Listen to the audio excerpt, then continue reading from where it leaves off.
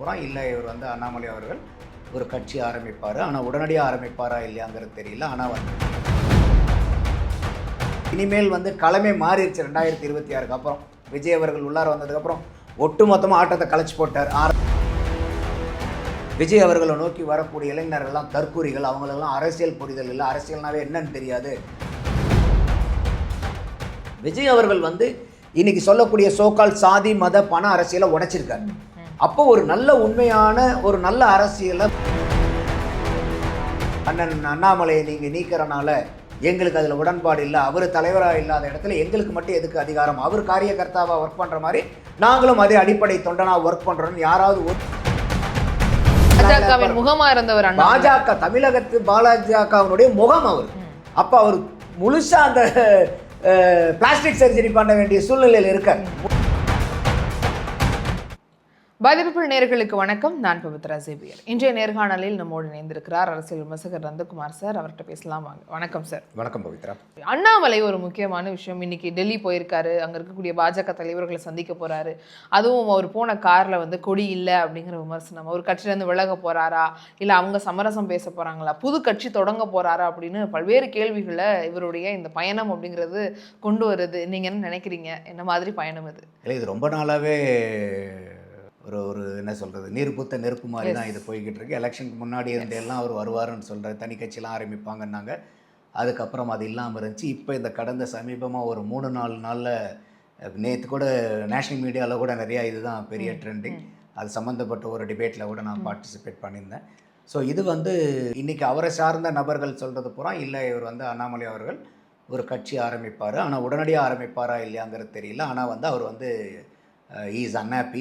Okay, அவர் ஏர்போர்ட்லேயும் கேட்குறாங்க, இல்லைனா ஒரு 2 நாள் கழிச்சு எல்லாம் உட்காந்து 6 முறை எல்லாமே தெளிவாக சொல்லிடுறேன், நானே சொல்லிடுறேன். அவர் வந்து 4ஆம் தேதி பிறந்த நாள், அவருக்கு 42 வயது ஆக போகுது அவருக்கு. ஓகே, ஸோ அதனால் வந்து அந்த பர்த்டேக்காக, ஏன்னா அவர் வந்து நான் மே 4க்கு அப்புறம் பேசுகிறேன்னா அப்படின்னு சொல்லிட்டு முதல்ல சொல்லியிருந்தார் எலெக்ஷனுக்கு முன்னாடி. நிறைய அது என்னங்கிறது அவர் அனௌன்ஸ் பண்ணணும். ஓகே, பட் இன்னைக்கு வந்து அவர் இந்த ஒரு நடவடிக்கை எடுக்கிறது வந்து அவருக்கு உண்டான அரசியல் பார்வை என்னங்கிறது நமக்கு இனிமேல் தான் தெரிய வரும். ஒரு பாரதிய ஜனதா வந்து அதாவது ஸ்டேட் பார்ட்டியில் சென்ட்ரல் பார்ட்டி. ஸோ அந்த மாதிரி இருக்கும்போது அவங்களுக்குன்னு நிறையா கம்பல்ஷன்ஸு, டைனமிக்ஸு, ஸ்ட்ராட்டஜிஸ் எல்லாம் இருக்கும், ஆப்ஷன்ஸ் நிறைய கொடுக்கப்படும். அந்த மாதிரி இருக்கும்போது வந்து பார்த்திங்கனாக்கா அண்ணாமலை அவர்கள் வந்து தமிழ்நாட்டினுடைய நலன் மட்டுமே பார்ப்பாங்க. அவங்க வந்து வேறு பல ஃபேக்டர்ஸ் இருக்கும் அவங்களுக்கு. ஸோ அது வந்து கொஞ்சம் மிஸ்மேட்ச் ஆயிடுச்சுங்கிற மாதிரி தான் நான் பார்க்குறேன். ஆனால் பாரதிய ஜனதாலையும் அவருக்கு உண்டான அங்கீகாரம் கொடுக்கப்பட்டது. யாருக்குமே கட்சியில் சேர்ந்து 1-1.5 வருஷத்தில் தலைவர் பதவி யாருக்குமே இது வரைக்கும் பாரதிய ஜனதாவில் கொடுக்கல. அந்த மாதிரி ஒரு பெரிய வாய்ப்பை கொடுத்தாங்க. அந்த வாய்ப்புக்கு இவரும் வந்து சிறப்பாக செயல்பட்டார். சும்மா சொல்லக்கூடிய சரியாக பயன்படுத்தி பாரதிய ஜனதா வந்து ஒரு தமிழகத்தில் ஒரு எதிர்கட்சியாக செயல்பாடுனுடைய வெளிப்பாடு ரொம்பவே இருந்துச்சு. அப்போ கூட வந்து அதிமுக எதிர்கட்சியாக பாரதிய ஜனதா எதிர்கட்சியாங்கிற அளவுக்கு அண்ணாமலை அவர்கள் வந்து அதை ட்ரெண்ட் பண்ணி கொண்டு போனார். 2024 தேர்தலையும் வந்து ஒரு தனிப்பட்ட கட்சியாக 11.33%, கூட்டணியாக 18% வாங்கினாங்க. பட் 2026 பொறுத்த வரைக்கும் அவங்களுடைய சென்ட்ரல் பார்ட்டியினுடைய ஹெட் குவார்ட்டர்ஸினுடைய எண்ணம் என்னன்னா, பர்சன்டேஜ் ஆஃப் ஓட் ஷேரை விட இந்த தடவை சீட் ஷேர் வேணும். அப்போ நீங்கள் அதிகமான தொகுதியில் போட்டியிட்டீங்கன்னா, இப்போ பாரதிய ஜனதாவே தனியாக இருந்து எல்லா தொகுதியிலையும் வேட்பாளர்கள் நிறுத்தியிருந்தாங்கன்னா அவங்களுடைய பர்சன்டேஜ் அதிகமாகிடும். ஆனால் சீட்டு கன்வெர்ட் ஆகாது. சீட்டு வந்து நமக்கு முக்கியம், பர்சன்டேஜ் இல்லைன்னாலும் பரவாயில்ல அப்படிங்கிற அந்த சென்ட்ரல் பார்ட்டியினுடைய ஸ்ட்ராட்டஜி அது. இங்கே வந்து இவருக்கு அது கொஞ்சம் நிரடலாக இருந்திருக்கும் போல இருக்குது. ஏன்னா ஒரு கட்சியில் வரும்போது தானும் ஒரு மாநில தலைவராக இருக்கும்போது தனியாக ஒரு தேர்தலை சந்திக்கும் போது பாராளுமன்றத்தில் அடுத்த சட்டசபை தேர்தல்னு வந்தால் நம்ம ஒரு முதலமைச்சர் வேட்பாளராங்கிறது எல்லாத்துக்குமே இருக்கும்ல. நீங்கள் அந்த இடத்துல இருந்தீங்களா, நான் இருந்தனாலும் அந்த ஒரு கனவு இருக்கும்ல. ஸோ அதெல்லாம் வந்து அவருக்கு அங்கே இடத்துல அடிபட்டு போனதையெல்லாம் பார்க்குறோம். இப்போ வரப்போகிறதுல இனிமேல் வந்து களமே மாறிடுச்சு 2026க்கு அப்புறம். விஜய் அவர்கள் உள்ளார வந்ததுக்கப்புறம் ஒட்டுமொத்தமாக ஆட்டத்தை கலைச்சி போட்டார், ஆரம்பத்துலேருந்து எல்லாரும் ஆடுங்கிற மாதிரி. அப்போ இன்னைக்கு வந்து அண்ணாமலை அவர்களுக்கு பாரதிய ஜனதாங்கிறத விட தாவேக்கா தான் ஒரு பெரிய சவால் அவருக்கு. ஏன்னா நேற்றே விஜய் அவர்கள் பேசுகிறாரு, நம்ம வந்து சாதியை உடைச்சிருக்கோம், மதத்தை உடைச்சிருக்கோம், பண அரசியலை உடைச்சிருக்கிறோன்னு சொல்லிட்டு ஒரு சாமானிய மனிதனுடைய அரசியலை வந்து இந்த தேர்தலில் வந்து கொண்டு வந்து நிறுத்தியிருக்காங்க. இது வரைக்கும் தமிழகம் பார்க்காத ஒரு, அதாவது ஐயா காமராஜர் பீரியடுக்கு அப்புறம் இருக்கக்கூடிய ஆட்சியில் பூரா பார்த்தீங்கன்னாக்கா இல்லை இதெல்லாம் வந்து ஒரு கோடீஸ்வரர்களுக்கு உண்டானது, வெறும் சமூக நல்ல எண்ணம் மட்டும் இருந்தால் பத்தாது, அரசியல் ஞானம் இருந்தால் மட்டும் பத்தாது, இன்னாருடைய மகனாக இருக்கணும், இல்லைன்னா இன்னாருடைய பேரனாக இருக்கணும், அந்த மாதிரி வந்து ஒரு பாரம்பரியம் குடும்பத்திலிருந்து அரசியல் செல்வாக்கு இருக்கக்கூடிய குடும்பத்திலேருந்து வரணும், இல்லைன்னா பெரும் கோடீஸ்வரர்களாக இருக்கணும், இல்லைன்னா பெரிய சாதிய பொன்பலம் இருக்கணும், இல்லைன்னா ஒரு பெரிய மதத்தினுடைய சப்போர்ட் இருக்கணும். இப்படி தான் இந்த அரசியல் தமிழ்நாட்டில் இவ்வளோ நாளாக திராவிட கட்சிகள் மூலியமாக கட்டமைக்கப்பட்டிருந்துச்சு. ஸோ அப்போ வந்து இதை வந்து விஜய் அவர்கள் வந்து உடச்சி தகர்த்தெறிஞ்சு இன்றைக்கி வந்து சாமானியன்னு இன்றைக்கி வந்து அமைச்சர், எம்எல்ஏ மட்டும் இல்லை அமைச்சராக முடியுங்கிறதே இன்றைக்கி வந்து நிரூபிச்சிருக்காங்க. இன்றைக்கி பார்த்தீங்கன்னா தமிழக அமைச்சரவையில் 8 பேர் எஸ்சி மக்கள் வந்து இன்றைக்கி அமைச்சர்கள் இருக்காங்க, 2 பிராமணர்களும் இருக்காங்க. பெரிய அளவுக்கு வந்து ஒரு இன்க்ளூசிவ்னஸ் கொண்டு வந்திருக்காங்க. அப்போ இந்த மாதிரி இருக்கக்கூடிய சூழ்நிலை அண்ணாமலை அவர்கள் வரும்போது அவர் வந்து ஆன்டி டிஎம்கே பேசிகிட்டு இருந்த அரசியல். அப்போ இன்னைக்கு வந்து அந்த ஆன்டி டிஎம்கேனுடைய பிளாங்க் வந்து ஃபுல்லாக விஜய் எடுத்துட்டார்.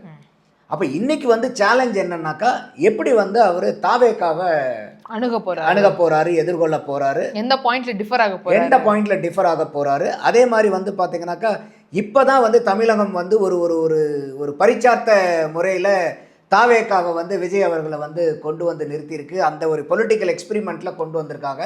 இப்போ அடுத்தது வந்து நான் தான் இன்னொரு ஆல்டர்னேட். ஏன்னா இப்போ ஏற்கனவே இத்தனை கடந்த 60 ஆண்டுகளாக மாற்றம்னு பல பேர் சொல்லிட்டு வந்து யாருமே அந்த இடத்துல வந்து ஒரு குறிப்பிட்ட லெவலுக்கு மேலே போக முடியாத இருந்த இடத்துல இன்றைக்கி விஜய் அவர்களை வந்து ஒரு பெரும் மாற்றமாக பார்த்து வந்து கொண்டு வந்திருக்காங்க. இப்போ அண்ணாமலை அவர்கள் வந்ததுக்கப்புறம் திருப்பி வந்து இவர் விஜய்க்கு எந்த வகையில் மாற்றுங்கிறத பெரிய அளவுக்கு நிலை நிறுத்தணும். அதாவது வந்து இன்றைக்கி அண்ணாமலை அவர்களுடைய தலைமைத்துவத்திலேயோ அவர்களுடைய சீரிய செயல்முறையிலையோ கள அரசியலையோ எனக்கு எந்த சந்தேகமுமே கிடையாது. ஆனால் அந்த பொதுமக்களினுடைய நம்பிக்கையை வந்து பெற்றெடுக்கணும். ஏன்னா இதனால் வரைக்கும் பாரதிய ஜனதாவை தான் நீங்கள் ரெப்ரசென்ட் பண்ணியிருக்கீங்க தலைமையில் இருந்து. அப்போ நீங்கள் பாரதிய ஜனதாவில் இருந்து உங்களை விடுவிக்கிறதுக்காக இவர் செய்ய வேண்டிய போராட்டமே ஜாஸ்தி இருக்கும்.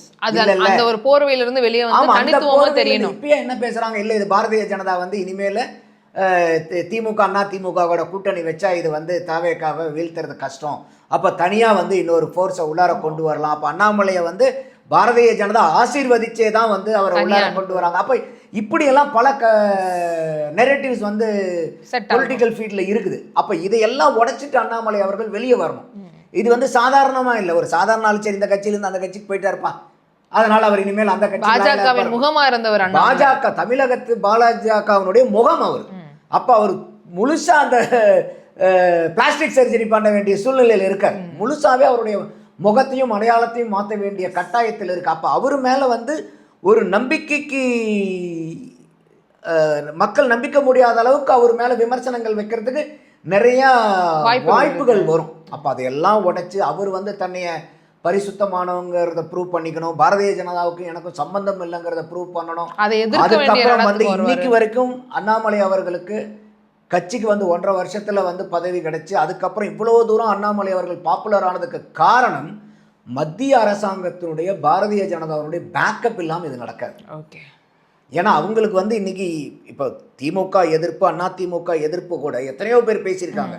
ஆனால் அண்ணாமலை அவர்களுக்கு கிடைச்ச வெளிச்சம் எதனால கிடைச்சதுன்னா அவர் ஆளுங்கட்சியினுடைய தேசியத்தை ஆளக்கூடிய கட்சியினுடைய மாநில தலைவருங்கிற அந்த வந்து ஒரு இன்ஸ்டிடியூஷனல் சப்போர்ட். அதனால நேஷனல் மீடியா வரைக்கும் ஒரு பேர், நேஷனல் மீடியா வரைக்கும். அப்ப இன்னைக்கு தமிழகத்தில் அவரை விட இன்னைக்கு திமுக எதிர்ப்போ தமிழக அரசியல் புதுசா சித்தாந்தங்களை யாரும் பேசலையா என்ன? பட் இந்த அளவுக்கு வந்து பாத்தீங்கன்னாக்கா அண்ணாமலை மேல பெட் பண்ணுனாங்க பிஜேபி. ஓகே, அப்ப அவங்க எல்லாம் சேர்த்து தான் வந்து அண்ணாமலை அவர்கள்ங்கிற அந்த பிம்பத்தை வந்து கொண்டு வந்தது. அப்ப இவர் தனியா இதெல்லாம் வந்து திருப்பி வந்து அதை வந்து மறு உருவாக்கம் பண்ணணும், பழைய மாதிரி இல்லாம இப்ப புது பிராண்டிங் கிரியேட் பண்ணணும். அப்ப இதெல்லாம் வந்து பாத்தீங்கன்னா பெரிய சவால், ஏகப்பட்ட சிக்கல்கள் இருக்கு. ஆமா, தனியா கட்சி ஆரம்பிக்கும் போது எல்லாத்துக்கிட்டையுமே ஒரு எக்ஸைட்மெண்ட் இருக்கும், அண்ணாமலை ஆரம்பிச்சிட்டாரு அந்த எக்ஸைட்மெண்ட் இருக்கும். பட் அந்த எக்ஸைட்மெண்ட்டுக்கும் எலக்ட்ரல் டிரான்சிஷனுக்கும் வந்து பாத்தீங்கன்னா நிறைய வித்தியாசம் இருக்கு. அப்ப அது அந்த சவாலை எல்லாம் எதிர்த்து வரணும். தனி மனிதனா அவர் வராரு, அவர் வந்து எந்த மாதிரி ஆளுங்க அவருக்கு பேக்கப் பண்ண போறாங்கன்னு தெரியாது. அப்போ பெரிய சவால்கள் இருக்கு சாதாரண இதில். ஆனால் ஒரு சாதகமான சூழ்நிலை என்னன்னா விஜய் அவர்கள் வந்து இன்னைக்கு சொல்லக்கூடிய சோக்கால் சாதி மத பண அரசியலை உடைச்சிருக்காரு. அப்போ ஒரு நல்ல உண்மையான ஒரு நல்ல அரசியலை, மக்கள் விரும்பக்கூடிய அரசியலை, ஒரு மாற்று சிந்தனைகளை வச்சு அவர் வந்தாருன்னா அவருக்கும் ஒரு வாய்ப்பு இருக்கலாம். அது வந்து நம்ம நிராகரிக்கிறதுக்கு இல்லை. ஏன்னா இன்னைக்கு வந்து அந்த சாதி மதம் பணம் தான் இருந்தால் தாங்கிறதெல்லாம் இல்லை. பட் பாரதிய ஜனதாவில் இது வரைக்கும் இருந்தனால அவங்களும் அதையெல்லாம் செஞ்சு வந்த கட்சிகள் தான். அப்போ அதனால் வந்து இவர் பெரிய அளவுக்கு வந்து பிராயச்சித்தப்படணும் அண்ணாமலை அவர்கள் தன்னை நிலைநிறுத்திக்கிறதுக்கு. இப்போ எனக்கு ஏன்னா இதே வந்து எலெக்ஷனுக்கு முன்னாடி இந்த மாதிரி எடுத்திருந்தாருன்னா கேம் வேற. ஏன்னா இப்ப யாரு ஓட்டெல்லாம் உடைச்சிருப்பாருங்கிற ஆமா தாவேக்காவுடைய எழுச்சிக்கு அப்புறம் நீங்க வரீங்க. ஏன்னா இப்ப பாலிடிக்ஸ்ல எப்பயுமே டைமிங் இஸ் இம்பார்ட்டன்ட் பாங்க. அப்ப இன்னைக்கு வந்து ஒரு புதுசான ஒரு தாவேக்காங்கிற ஒரு அரசியல் கட்சி இன்னைக்கு பெரிய அசுர வளர்ச்சியாகி நிக்குதுங்க. அதை நீங்க தேர்தலுக்கு முன்னாடியே வந்திருந்தீங்கன்னா கூட உங்களுக்கு ஒரு என்ன மாதிரி ஒரு கேம் சேஞ்ச் ஆயிருக்குன்னு பார்க்கலாம். இப்போ அவருக்கு வந்து இந்த பெரிய சேலஞ்ச் வந்து இந்த தாவேக்காவை எதிர்கொள்றதும் ஒன்று பாரதிய ஜனதாவை விட்டுட்டு வெளியே வந்து நான் எனக்கும் அதுக்கும் சம்பந்தம் இல்லைன்னு ப்ரூவ் பண்ணணும். ரெண்டாவது வந்து தான் எந்த வகையில் தாவேக்காவுக்கும் உண்டான மாற்றுங்கிற மக்கள்கிட்ட ஒரு பெரிய நம்பிக்கையை எடுக்கணும். ஸோ இதெல்லாம் ஏன்னா இது வரைக்கும் அண்ணாமலை அவர்களுக்கு இருக்கக்கூடிய ஒரு கூட்டம் அவருக்குன்னு இருக்குது, இல்லாமல்லாம் இல்லை. ஆனாலும் அந்த கூட்டம் எல்லாம் வந்ததுக்கு காரணம் அவர் பாரதிய ஜனதாவில் இருந்தாருங்கிறதுக்காக வந்த கூட்டம். இப்போ அவரை வந்து தலைவர் பதவியிலிருந்து அவர் வெளியே வர்றார். நீங்கள் எங்கேயாவது வேறு மாநில பொறுப்பாளர்கள் யாராவது இல்லை அண்ணாமலையை வந்து நீக்கிட்டாங்க அதனால் நாங்கள் எங்கள் கட்சி பதவியை ராஜினாமா பண்ணுறோன்னு யாராவது ஒருத்தரை கேள்விப்பட்டீங்க? ஒரு பதவியை ரிசைன் பண்ணாலும் யாராவது காமிங்க. யாருமே பெரிய அளவுக்கு வரல எனக்கு தெரிஞ்சு. Maybe wrong. எனக்கு தெரிஞ்சு அண்ணாமலை அவர்களை வந்து மாற்றிட்டு நயினார் நாகேந்திரனை கொண்டு வரும்போது இல்லை அண்ணன் அண்ணாமலையை நீங்கள் நீக்கிறனால எங்களுக்கு அதில் உடன்பாடு இல்லை, அவர் தலைவராக இல்லாத இடத்துல எங்களுக்கு மட்டும் எதுக்கு அதிகாரம், அவர் காரியகர்த்தாவாக ஒர்க் பண்ணுற மாதிரி நாங்களும் அதே அடிப்படை தொண்டனாக ஒர்க் பண்ணுறோன்னு யாராவது ஒரு நிர்வாகிகள் வெளியே வந்ததா எனக்கு தெரியல.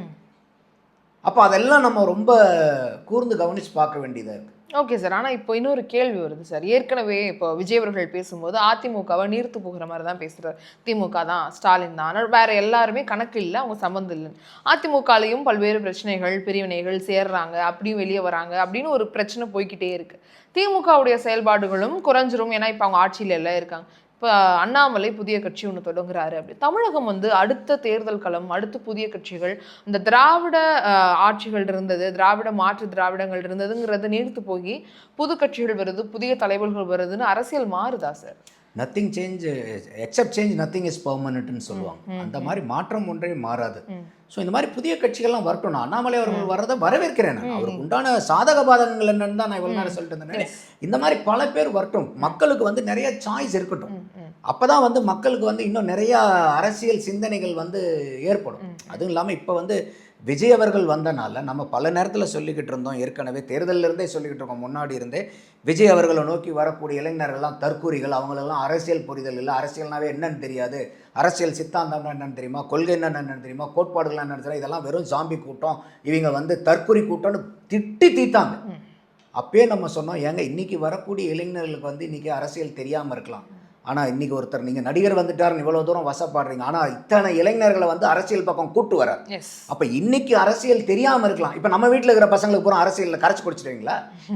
இப்போ வந்து ஒவ்வொருத்தர் இப்போ ஐயா ஸ்டாலின் அவர்களுக்கு அரசியல் தெரிகிற மாதிரி அம்மையார் துர்கா ஸ்டாலின் அவர்களுக்கு தெரியுமா? ஐயா உதயநிதி ஸ்டாலினுக்கு தெரிஞ்ச அரசியல் வந்து அவருடைய மனைவிக்கு தெரியுமா, அவருடைய பையனுக்கு தெரியுமா? இது எல்லா இடத்துலையும் இருக்கக்கூடியது.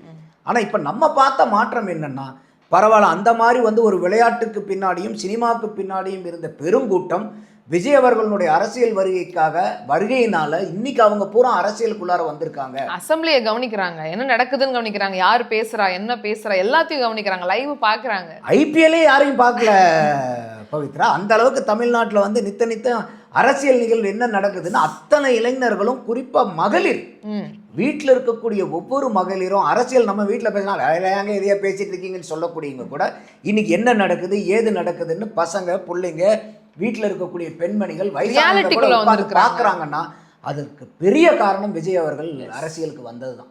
அப்போது இன்னைக்கு அவங்களுக்கு அரசியல் புரிதல் இல்லைன்னாலும் 1 வருஷம் 2 வருஷம் 3 வருஷம் கழித்து அவங்க அரசியலை கற்றுக்க தமிழகத்தினுடைய மக்கள் தொகை அரசியல் விழிப்புணர்வுடைய பெருங்கூட்டமாக மாறுமா இல்லையா? இந்த புகழும் பெருமையும் யாருக்கு போய் சேரணும்? விஜய் அவர்களுக்கு. இதையும் அவர் நேற்று மீட்டிங்கில் பேசுகிறார். அப்போது இன்னைக்கு வந்து நீங்கள் அவங்கள வசப்பாடு நீங்கள் அப்போ இந்த இளைஞர்கள் வந்து இப்போ யாருக்காவது எடுத்த உடனே மாஸ்டராக இதில் எல்லாத்துலேயும் வந்துடுவோமா? இப்போ நம்மளும் அரசியல் பேசுகிறோம், நீங்களும் ஒரு ஆங்கர் பண்ணுறீங்க. ப்ராக்டிஸ் மேக்ஸ் அ ஸ்போர்ட்ஸ்மேன் பர்ஃபெக்ட். அப்போ எல்லாத்துக்குமே எல்லா விஷயத்துக்கும் முதல் நாள்னு ஒன்று இருக்கும் இல்லையா? படிப்படி தானே எல்லாம் கற்றுக்கிட்டு வர முடியும். உடனே வந்தோடனே. ஆனால் இவங்க காமிச்சது பூரா என்னென்னா, யாராவது ஒரு விஜய் ரசிகர்கள் அந்த கூட்டத்தில் பேசுனதை காமிப்பாங்க. திமுகவை கம்பேர் பண்ணும்போது என்ன பண்ணுவாங்கன்னா, அந்த கட்சிக்காரங்க அவங்க பேசுகிறத, அவங்களுடைய மேடை பேச்சு, அது இது கட்சியில் பல வருஷமாக இருந்தவங்களை காப்பாங்க. இப்போ திமுகவில் வந்து இருக்கக்கூடிய ஆட்களே கிராமத்தில் வந்து அந்த கட்சிக்காரங்கன்னு சொல்லி அவங்க எவ்வளோ அபத்தமாக பேசுனாங்கங்கிற வீடியோலாம் வெளியே வந்துச்சா இல்லையா? அதையெல்லாம் ஏன் நீங்கள் வந்து வைரல் பண்ணல? ஓகே. இதை மட்டும் வைரல் பண்ணுறீங்கன்னா அப்போ உங்களுடைய நோக்கம் என்ன? அப்போ இன்னைக்கு வந்து தமிழகத்தில் ஒரு பெரிய மாற்றம். இளைஞர்கள், குறிப்பாக மகளிர், வயசு வித்தியாசம் இல்லாமல் எல்லாருமே இன்னைக்கு வந்து அரசியலை பற்றி பேச ஆரம்பிச்சிருக்காங்க. அது விஜய் அவர்களுடைய வருகைக்கு அப்புறங்கிறது உள்ளபடியே இந்த பெருமை வந்து அவரை சாரும். அதுலலாம் எனக்கு மாற்றுக்கிறது இல்லை. அதிமுக நீர்த்து போயிட்டாங்களா சார்? இப்போ அடுத்த தேர்தல் வரும்போது அதிமுக வீரியமா போட்டியிட முடியுமா? ஏன்னா இந்த தேர்தல் வந்து அவங்களுக்கு ஒரு முக்கியமான தேர்தல் நம்மளே பேசியிருந்தோம். ஏன்னா அதிமுக வந்து இந்த வாட்டி ஆட்சி பிடிக்கிறதுங்கிறது அவங்களுக்கு ரொம்ப ஒரு முக்கியம். ஏன்னா அதுக்கப்புறம் 5 வருஷம் எப்படி போவாங்கன்னு தெரியும். இப்போ அந்த நிலைமையில தான் இருக்கிறாங்க. இப்போ சி.வி. சண்முகம், வேலுமலை, வெள்ளவரன் திரும்ப இப்போ உள்ள அங்கேருந்து ஒரு 3 பேர் ராஜினாமா பண்ணி தாவேக்கா போனது. இப்போ விஜயபாஸ்கர் ஒரு இழுபடியில் இருந்துன்னு காமிச்சிக்கிட்டே இருக்கிறது. ஸோ அதிமுக மேலே இருந்த நம்பகத்தன்மை, அதிமுகங்கிற ஒரு பெரிய கட்சி ஜெயலலிதா அவர்கள் வளர்த்தது, அது எல்லாமே இப்போ நீர்த்து போகுதா? இல்லை, இது என்னன்னு கேட்டிங்கன்னாக்கா, அதிமுக வந்து கட்சி ஆரம்பித்ததுலேருந்து எப்பயுமே 10 வருஷம் தொடர்ந்து ஆட்சியில் இல்லாமல் இருந்ததில்லை. அவங்க தொடர்ந்து 13 வருஷம் ஐயா எம்ஜிஆர் காலத்தில் இருக்காங்க, ஜெயலலிதா அவர்களையும் இருந்திருக்காங்க. ஆனால் அவங்க எதிர்கட்சியா இல்லை ஆட்சியில் இல்லாமல் 2வது டேர்ம் இருந்ததில்லை. அப்போ இப்போ வந்து எதிர்கட்சி இல்லாமலும் இருந்தது. ஆமாம், எதிர்கட்சி இப்போ எதிர்கட்சியா இல்லை இருக்கு. இப்போ எதிர்கட்சியா வந்து பார்த்தீங்கன்னாக்கா அவங்க அம்மையார் இதில் நடக்கிறேன் ஒரு தடவை இருந்தாங்கன்னு நினைக்கிறேன். எதிர்கட்சி இல்லாமல் ஒரு 2 சீட்டோ 96ல் வந்து அவங்க எதிர்கட்சியாக இல்லாமல் இருந்தாங்க. அப்போ ஆனால் இவங்க வந்து ஒரு ஆளுங்கட்சியாக தொடர்ந்து 5 வருஷம் தான் இல்லாமல் இருந்திருக்காங்களே. 2வது டேர்மில் எப்படியோ ஒன்று ஆல்டர்னேட்டிவாக வந்துட்டு இருந்தாங்க. இன்றைக்கி வந்து அது வந்து ஒரு பெரிய சவாலாக அந்த கட்சிக்கு இருக்குது.